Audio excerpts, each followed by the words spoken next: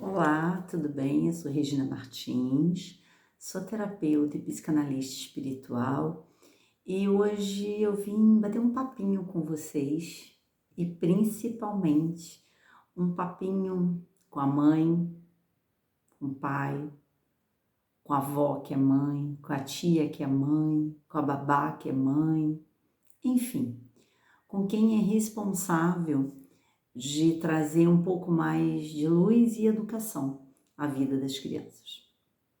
Eu tenho recebido no meu consultório virtual aqui no Zap muitas mães em dor, sofrendo, mães que estão sofrendo. Lógico que eu tenho um sigilo ético que não posso falar da vida, mas eu posso elucidar, eu posso trazer essa história para tornar talvez a vida de alguém um pouquinho melhor.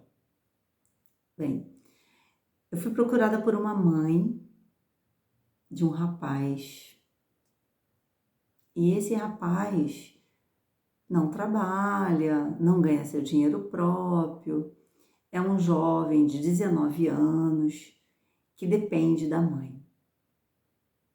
E mesmo um jovem de 19 anos que depende da mãe tem todas as facilidades. Facilidades para beber, facilidades para uso de drogas, muitas facilidades.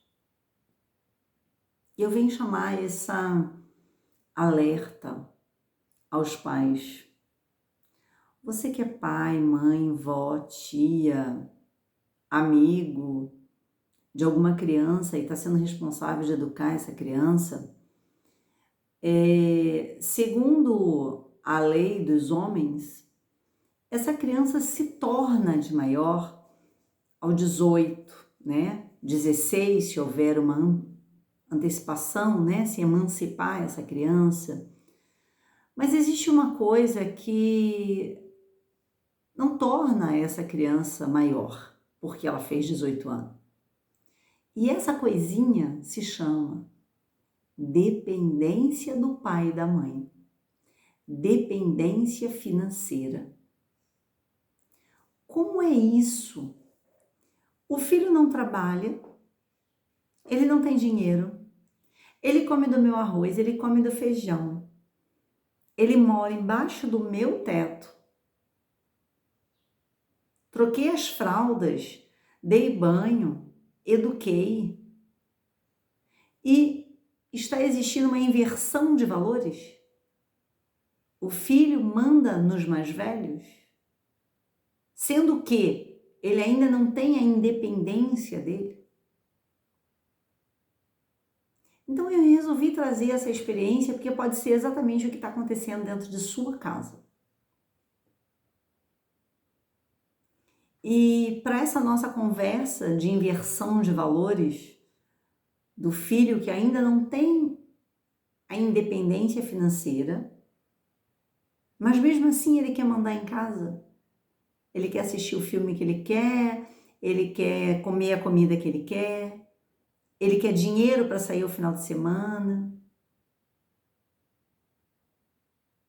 Eu não ganho nenhum dinheiro para indicar livro, tá? A pessoa que eu vou falar agora, ela nem sabe que eu existo.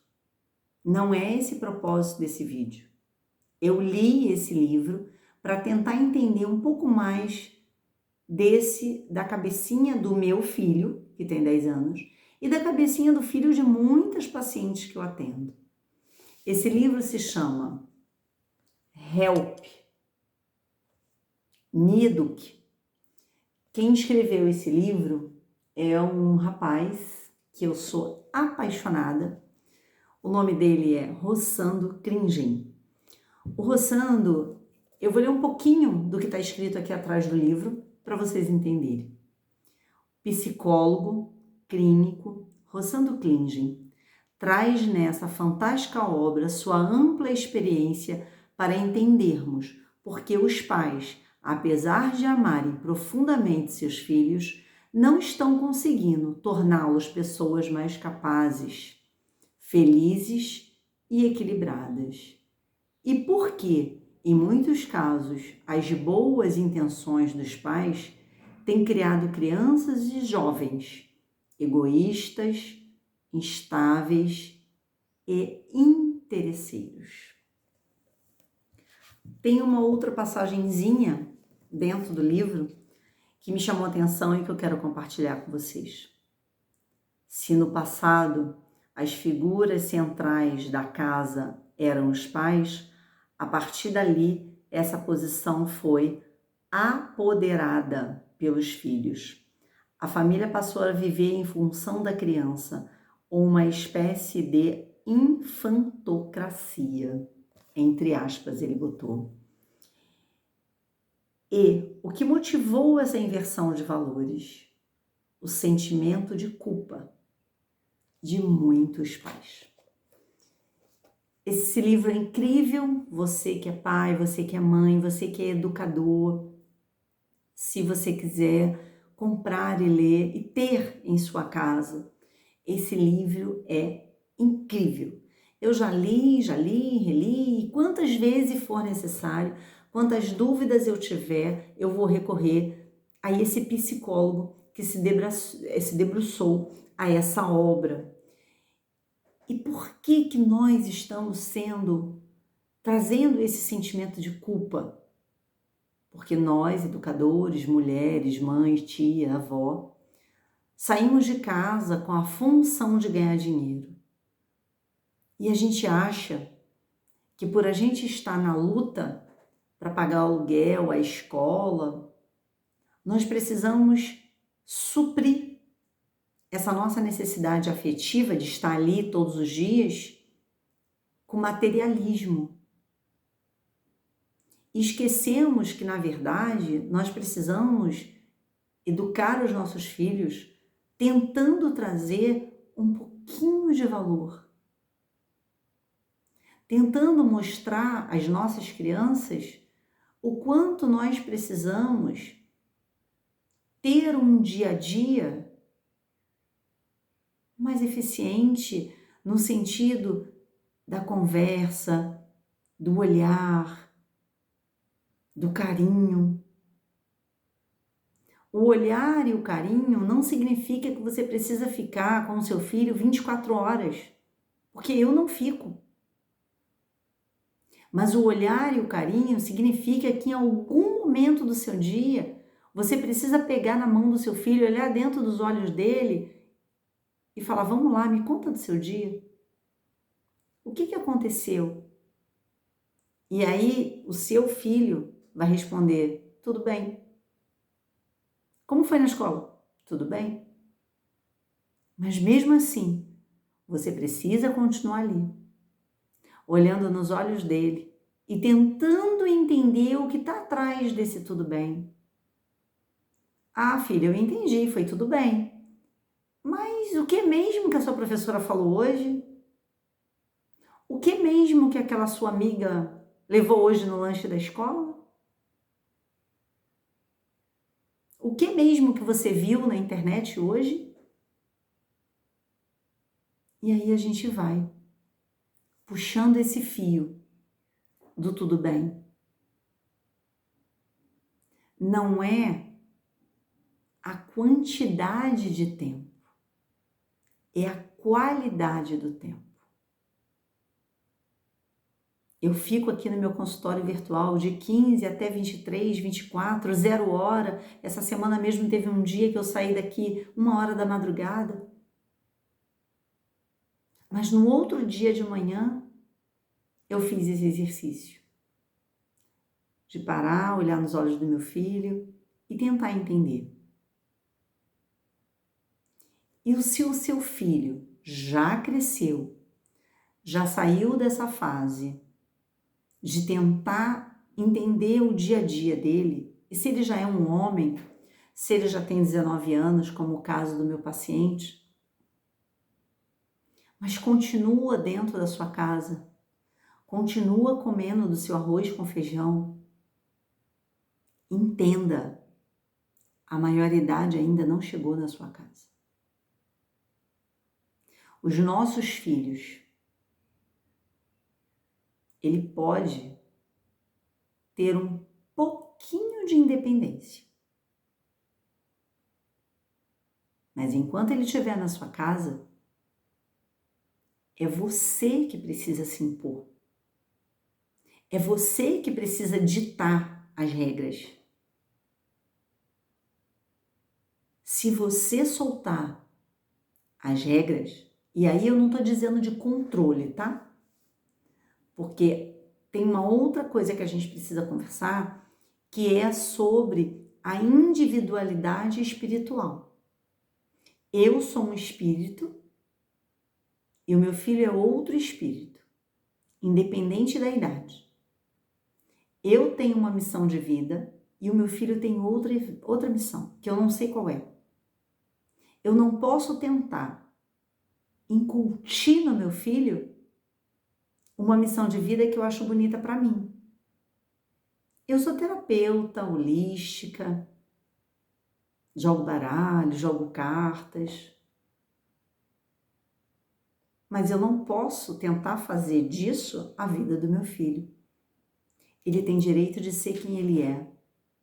Ele tem direito de pensar como ele quer. Agora, você mãe, você pai, você educador, se você perdeu o controle, não o controle no sentido de controlar a vida dele, mas o controle da organização da sua casa, a organização da conversa, a organização do amor, a organização do carinho, a organização do espaço físico. Se você perdeu, você precisa reintegrar a posse do seu lar. Você precisa entender que o seu lar é seu e não do seu filho. O seu filho só vai ter o lar dele quando ele casar ou quando ele tiver a independência financeira, quando ele alugar ou comprar um cantinho para ele. E aí sim, naquele espaço, é o espaço dele. Mas enquanto ele estiver dividindo com você o mesmo espaço e morando lá no quartinho dele, ele precisa respeitar você. Ele precisa respeitar o seu espaço. Eu tô vendo mães com medo de falar, com medo de apanhar de filho. Eu tô vendo mães com medo de olhar no celular do filho. Mães, pais, tios, avós, despertem. Olhe, sim, olhe. Precisa de independência vigiada. Você que está aí com um jovem de 16, 17, 18, 19, não importa, ele está dentro da sua casa. Vai sim arrumar o armário dele. Vai sim olhar quando ele chega da rua, o que está naquele cheiro daquela camisa, o que tem dentro dos bolsos, o que está dentro da mochila da casa. Com essa sua ação, você pode andar na frente do traficante que está vendendo a cocaína e a maconha para o seu filho.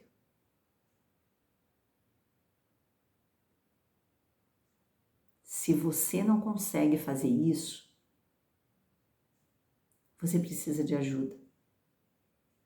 Ajuda de terapeuta, psicólogo, psicopedagoga, psiquiatra, uma terapeuta holística para tratar a sua energia, tratar a sua vida.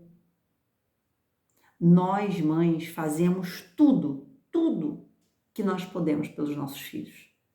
A gente trabalha, a gente tira... Quantas vezes eu deixo de comprar uma blusa linda para mim, mas compro a melhor camisa para ele? Mas isso não dá a ele o direito de nenhum filho de crescer e querer destruir a vida da mãe. Mãe, desperta enquanto é tempo. Faça para o seu filho melhor. Mas não permita que o seu filho te mate. Não permita que seu filho tire a sua vida. Você deu o seu melhor. Você fez o seu melhor. E você precisa restaurar a sua energia. Você precisa voltar para o seu eu. Você precisa se amar. Você precisa pintar seu cabelo. Você precisa cuidar da sua casa. E não permitir que a infelicidade do seu filho seja a sua infelicidade. Porque você está carregando dentro de você culpa por ter ido ao mercado de trabalho ganhar o seu pão. E essa culpa é tão pesada, você nem sabe que essa culpa está dentro de você. Em nome dessa culpa, que muitas vezes você não tem a luz, a lucidez de ver que essa culpa está dentro de você, você continua permitindo que seu filho literalmente dê na sua cara, como ele fazia quando era bebezinho e você achava engraçado. Não tem nada de engraçado nisso, mãe, pai, vó, tia. Não tem nada de engraçado. Lute, reaja.